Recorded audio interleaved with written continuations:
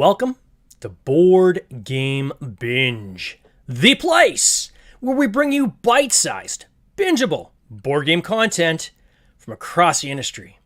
I'm your host, James Staley, and in this episode, we're welcoming back Kristen Mott, a mom of three who loves to design board games. Following Kristen's latest campaign for Dinosaur Exhibit, her newest title, Sharks, is currently on Kickstarter. Kristen, welcome back to the binge. How you doing? Hi, excellent. How are you? Oh, I am doing fantastic. We're just saying before we went on air here that it's been just over a year since we had you on the podcast. Lots has happened since then. For those who want to kind of go back to that episode, we talk a lot about homeschooling and things like that because we were kind of in the middle of COVID and lockdowns and all that. Episode 154 was the last time he was on the podcast. So please, if people want to get more information, go back to episode 154 and you can get it. We just get real deep into the weeds on parenting and homeschooling and the impact on board games, which I thought was a really great discussion. So since then, you launched this game, which was Dinosaur Exhibit, right? So that was your last campaign. It funded. I got a copy of this game. I was just telling you before we went on air, I absolutely love this game. It is so much fun. Gosh, I was at a meetup that I have here in Canada, and there's roughly on any given night, say 15 to 25 people show up. It's open to the public. So in general, we'll have, maybe 8 gamers bring like their games, their collections in their game bags. And a lot of the rest of the people are people who are more casual gamers. And I had got this game, I think it was like, I want to say was it November maybe that you sent this to me? I think it was just before the holidays. Yeah, it was. I shipped them out in November, early December of last year. Yeah. Yeah. Okay. So I brought it to the game night and I had it in my bag and I was going to crack it open and kind of read about it. And but I was play testing this other game that we've been working on, and I thought, oh, maybe I'll get it out at the end of the night, or maybe I'll get it out in a week or two. And there was a table of people that were looking to play a game, and there's 8 of them. And they were all, there's I think one gamer in there and the rest were all non-gamers. So I turned to my buddy Bobby and I said, if you guys are looking for a game to play, I got this Dinosaur Exhibit game. I haven't played it. I have no idea how to play it. It looks like fun. I interviewed this person. If you guys want to learn how to play, you're going to have to read the rules. And he goes, yeah. So he took the game. I see him pull the shrink off. So I'm off, playing my game on my side. And I look over and you got these 8 adults around this table and they're laughing and they're having fun and they're filling in the squares. And I snuck a little picture, right? And I sent it to you and I said, wow, Yeah. this is what it's all about. This is what game design is all about, is seeing these moments when you see people just laughing, having fun, and enjoying something you created. Afterwards, I said, what'd you think? He goes, oh, that was awesome. Solid game. I go, okay, I got to ping Kristen on this one. She's going to love to hear that. And so then the following week I said, can you teach me how to play Dino Exhibit? Because I hadn't played it, right? So he taught me how to play it. I loved it. We've played it now. Oh gosh, I can't even think of how many times we played it. I keep it in my game bag as a stable because you never know. If you have a game night where you need something that's a light start to the night that's not going to take up too much time, or something you can teach new players, out it comes. And we're designing our Dinosaur Exhibits. So congratulations on that. You must be so happy with the success of that game. Yeah, and hearing stories like yours and getting the pictures sent to me, usually through Instagram, like it just makes me so happy. Yeah. And sometimes I still see those pictures and I can't believe that people are playing and enjoying this game that I made, essentially for my kids 2 years ago. And so yeah, it makes me so happy. Yeah, it is a crazy feeling, like when because most games that you're going to publish are games you personally enjoy, right? Like I enjoy all the games that I've published. But when you see someone else enjoy it, it's like, oh, other people like this too, not just me and my family. This is actually something that's bringing joy to others, and it's such a cool feeling. How many copies did you guys end up making? I only had a print run of 500. Okay. Because I sold 350 or something with the campaign. And then I actually had people contact me afterwards. Like, how can I get another one? How can I, get this for my friend, especially for Christmas, because they were shipping out in November. And or people on Instagram who've seen a couple of my posts. Well, I missed this. How can I get one? So if you want one, you still can. I have a few extra copies. in my Wow. basement. Did you end up Pretty doing, I simple. think last we talked, part of the plan was to maybe do like Amazon or online selling, or are you pretty much out of copies? So you just have kind of a handful left for those special requests? Yeah, I really just have a handful left, which is great because it doesn't take up too much space in my basement. But yeah, not Amazon. Actually, it was the game itself was actually purchased shortly after the campaign by a publishing company, so it will be reprinted Oh, probably in the nice. next 1 to 2-ish years. I don't have a timeline, but it'll come back Oh, that's at super some point exciting. in some form. Oh man. And how was that process for you as a first time publisher? Um, putting together the assets and getting the manufacturing set up. Like, where did you have it done? Did you have it done locally? Did you source it yourself in China, Um, or how did you do that? it was scary. The whole process as a Oh yeah. first time designer doing it was very scary, but I knew I wanted to put it out there. So before I did anything, actually, I listened to all of Jamie Stegmaier's book on crowdfunding. And Yeah. I was like, I got to figure out how to do this from the guy who knows how to do it, Yeah.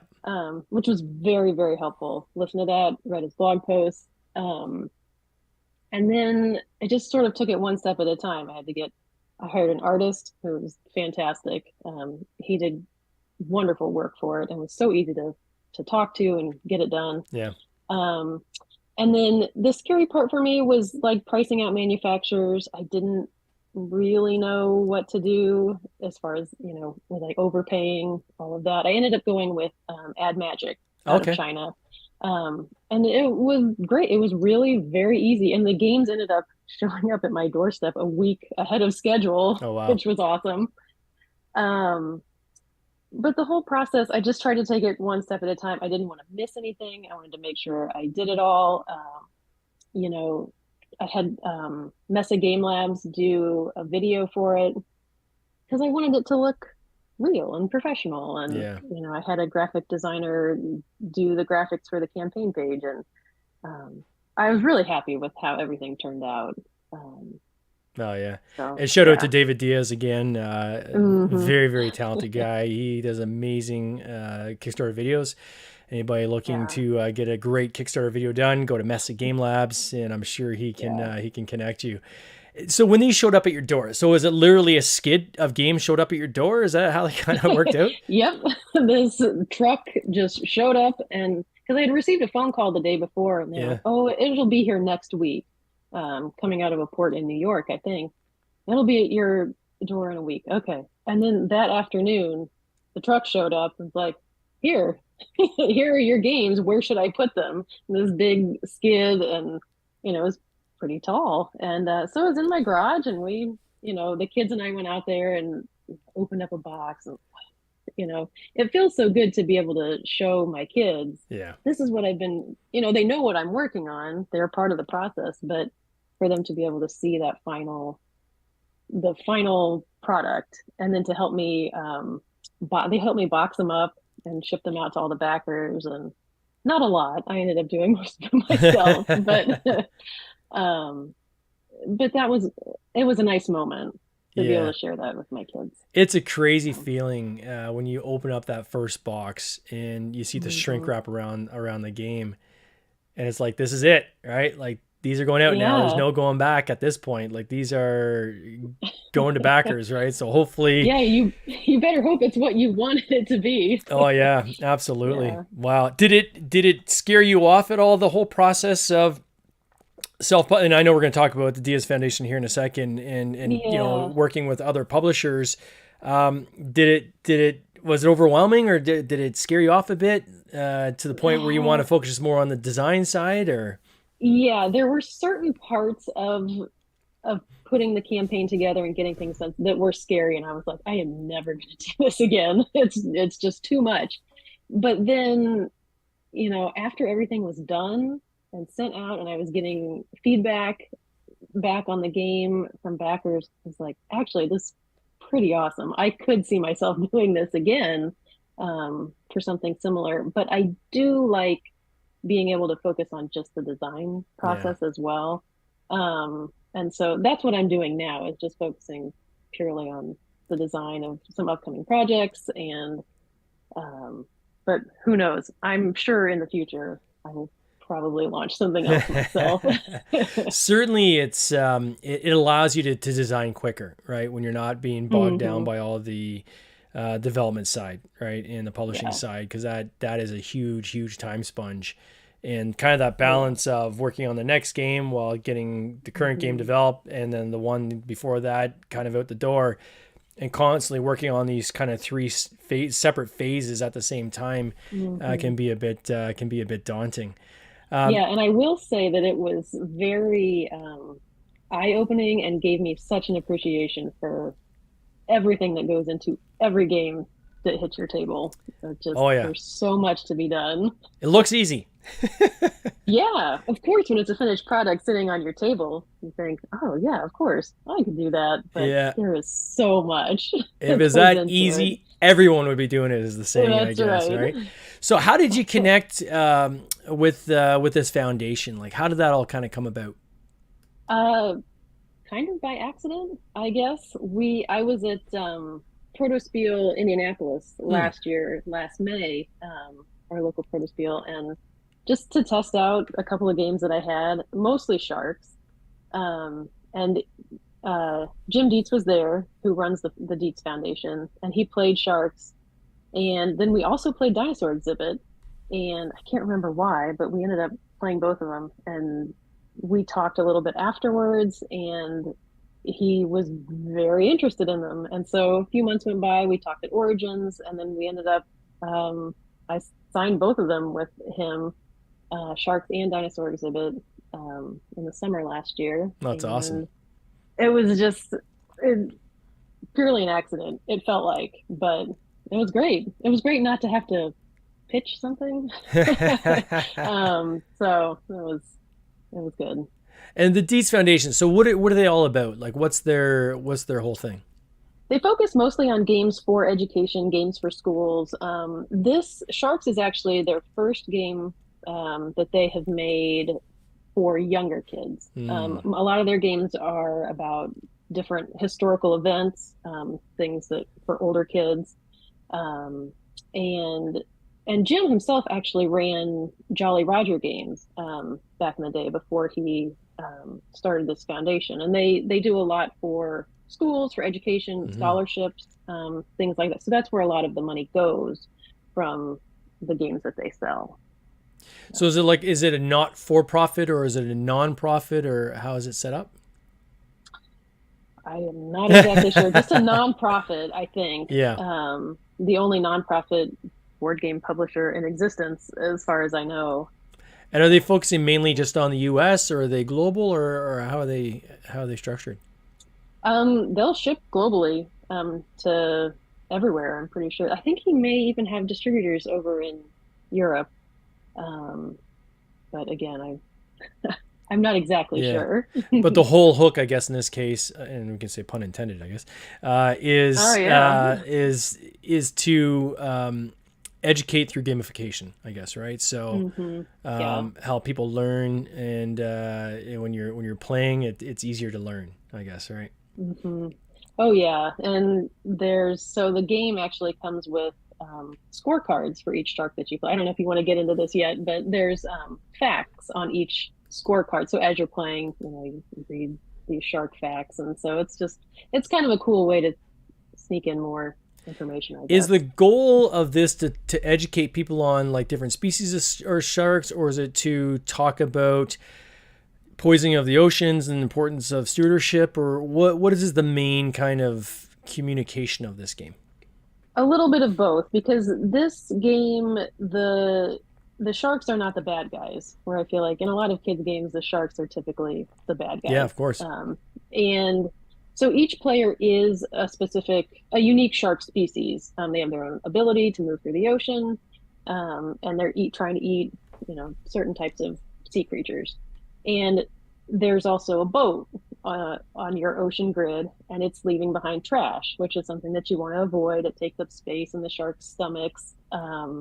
And so it's a little bit of a commentary on that. It's like maybe we shouldn't be trashing the ocean. Yeah.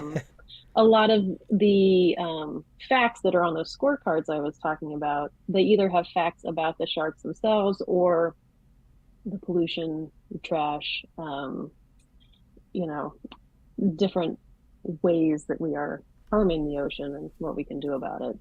And the idea Um, for this game, this started when you were, and I'd be remiss to say, like you do homeschooling with your children, right? We talked a mhm. lot about this in the last podcast. Um, so was this part of like the home curriculum where you're talking about the oceans, you're talking about species of sharks, and is that how this kind of led into this particular game? That's not how it started. It Oh, actually started because my kids were just obsessed with sharks. um, and so I was like, all right, well, how can I create a game about sharks, all the different types of sharks that they would want to play? hmm. So that's where the original idea started. Now, throughout the process, we have had a lot of discussions about that, actually. We had one yesterday, just about pollution and how it's affecting sharks. And my son went into this whole discussion. He was telling me about how, if the sharks get eliminated from the oceans, the steps that would happen if how it would affect every ecosystem in the ocean. If they died, then these fish would be overpopulated and it would cause this and it would affect this. And I was like, all right, we're having all kinds of discussions about it, but Yeah. sort of after the fact. That's not what led up to it. So in terms of coming up with the facts, so was it like a lot of then Mm-hmm. research from there, and were you able to get the kids Mm-hmm. involved in that process at all, or?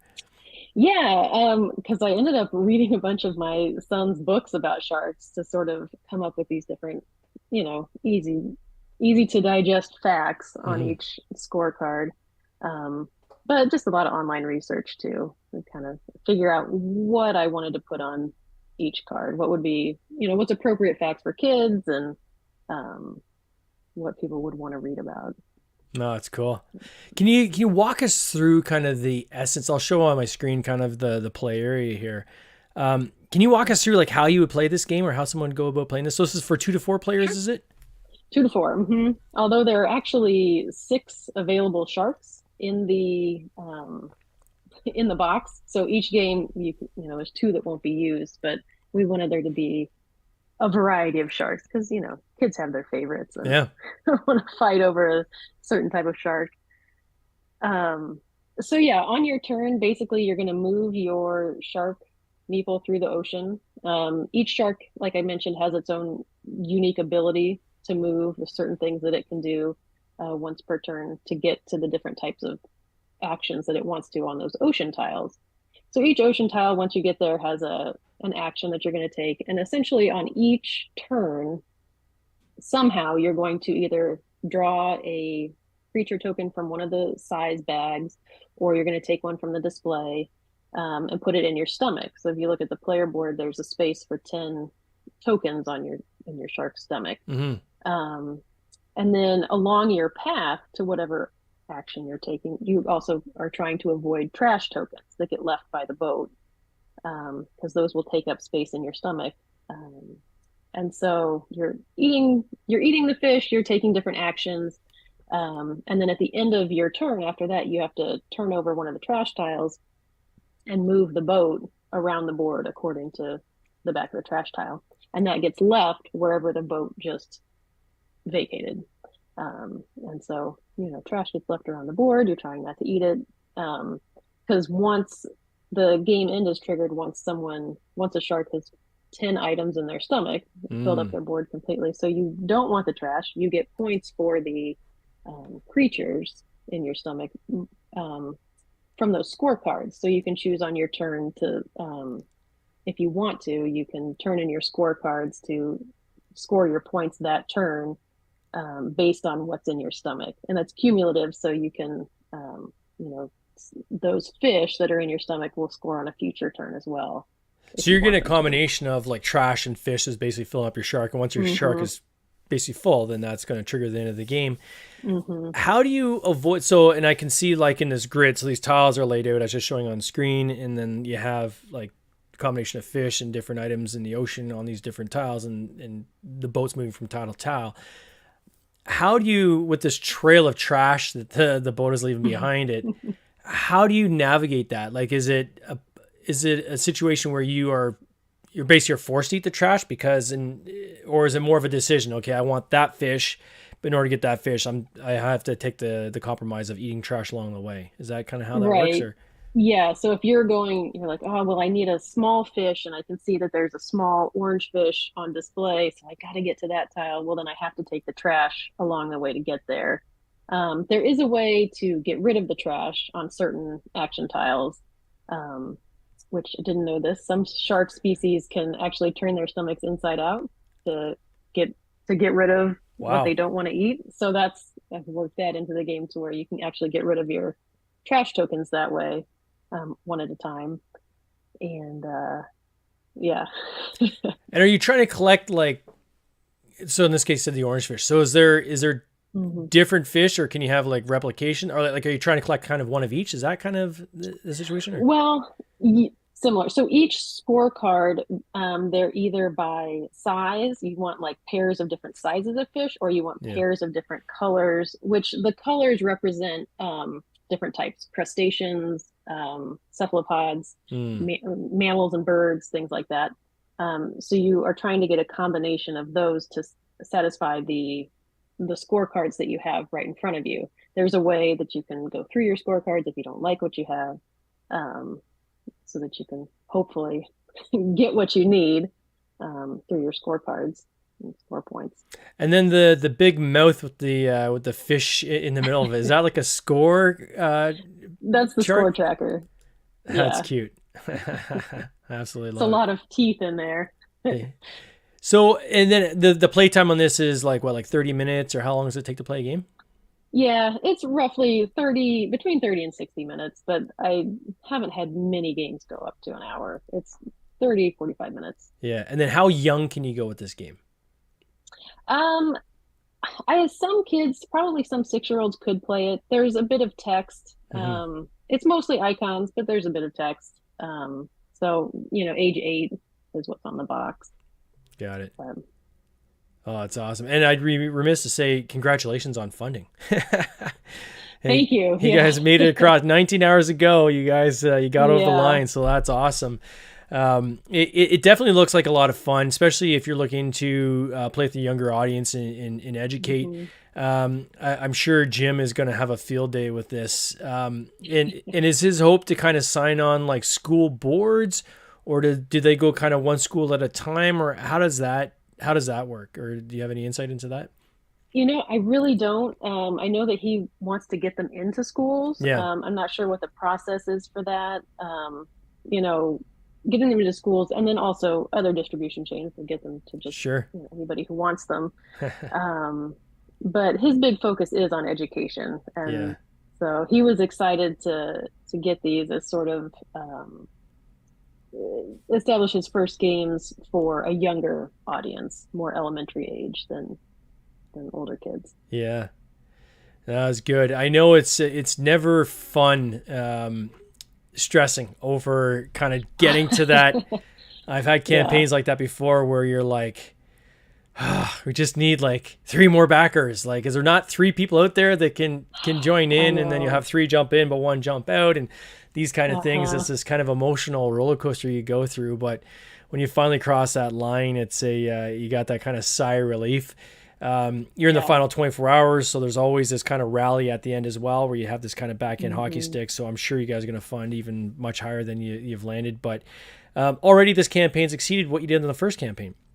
So it's good to Hmm. kind of see growth, right, from campaign to campaign, which I think is Yeah. kind of cool. What are you working on now? Like, is there like I know that you're kind of a serial game designer. Is there other concepts you've been working on, and how far along are they? That's a great way to put it. Serial game designer. Yeah, I feel like I have ideas all the time, and so I have several that are in different stages. I'm working with a co-designer on several other Hmm. projects that are some of them are close to done, close to ready to pitch. Some we're still working on, and I have a few of my own that are just they're in various stages and different types. I'm trying to um, expand my designs a little bit. Hmm. I love kids games, so that's sort Yeah. of where my focus is, but I'm working on one now that's not necessarily a party game, but it's like a really quick, casual, push your luck game about sea stars and their ray regeneration. So that's kind of my own farthest along game right now. But I've got lots of ideas and lots of things working in various stages. And now that things have kind of opened up since, yeah, I wouldn't say COVID's done. Like COVID will always be around, I Hmm. think. But is the produce spiels back open around you? Are you able to get out to designer nights and things like that in your area? Yeah, we so the Protospiel Indie, since I'm in the Indianapolis area, Yeah. is once a year. There is a group, the Indie Tabletop Game Creators, that meets once a month, which I try to get to those. I can't always, but I try to. And then I will play with whoever wants to test my games. Yeah, no kidding. Come over and I'll host a night or whatever, and yeah, whoever will play them, I'm And you live in close happy to. proximity to both Gen Con and Origins. Do you make it to either of those shows Hmm. or? Yeah, I went. Yeah, actually, the last 2 years I've been to both of those, Oh and wow. I plan to go this year. So, Now do you go yeah, I'm just only about 40 minutes from Gen Con, so yeah. it's great. And you go more as a player, or have you ever considered having like a booth to interact with some of the people that have supported you at all? Or I've never considered having a booth. I feel like that would be a really tough thing for me to have to talk, like that all day. yeah, I have gone to pitch different games, meet with publishers, but then mostly just for fun. When I'm not pitching, I just want to see what's new and test test new games and see what's out there. do you have any advice for people who are pitching games of their own? Like it's obviously got to be an intimidating process to go through. How do you approach it? Um, it is hard for me. I don't like the idea of meeting with somebody and telling them why they need to buy my stuff. Yeah, Um, but I've learned a lot about I would say just try to be confident in if you like your game and you think it's a good game, talk about it like it's a good game. yeah. And like you enjoy it. One thing I did at Origins last year was a speed pitching thing through Unpub. Mm. And so, it's 15 or 20 publishers that just come around to your table and you have 5 minutes or something to pitch your game to each publisher. And it was a great learning experience. But it was exhausting and very difficult to do. But I don't know. I think if for any other designers, I would say try to do something like that, and you get in front of a bunch of people, and you'll learn a lot about how to streamline your pitch in like 20 minutes Yeah. of doing it.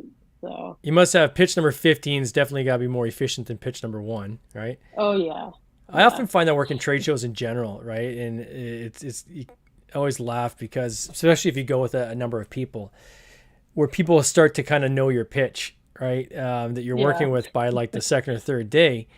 And it always starts off a little rough, but then you kind of work your way into by watching people's Hmm. reactions and body language, kind of Yeah. refining down and get efficient on okay now how can I do what's the elevator pitch on this, right? How can I get this like kind of Hmm. out quickly to get the concept across?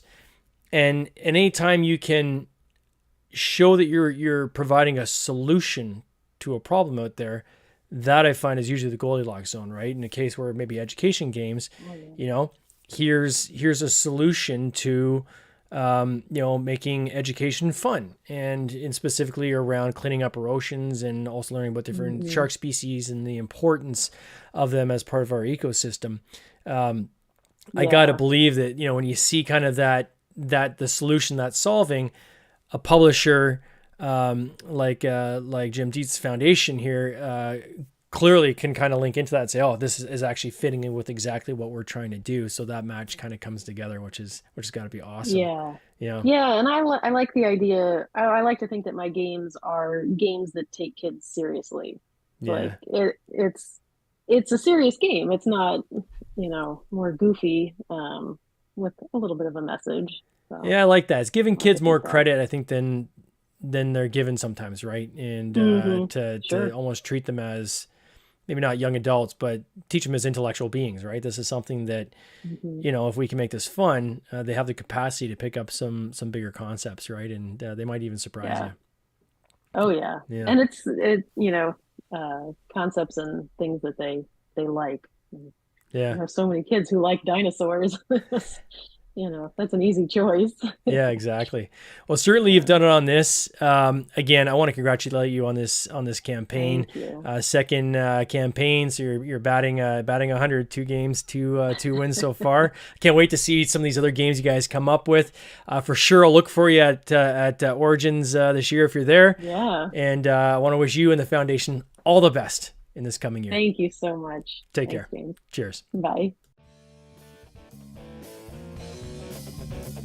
This has been an episode of the Board Game Binge podcast, hosted by James Staley, produced by James Staley and Mike Bruner, with original music by Nick Smith. If you would like to watch these interviews live, simply subscribe to our YouTube channel, Board Game Binge, and you'll get access to live interviews, giveaways, and interesting board game content from across the industry. I can't wait for you to join us. See you next time.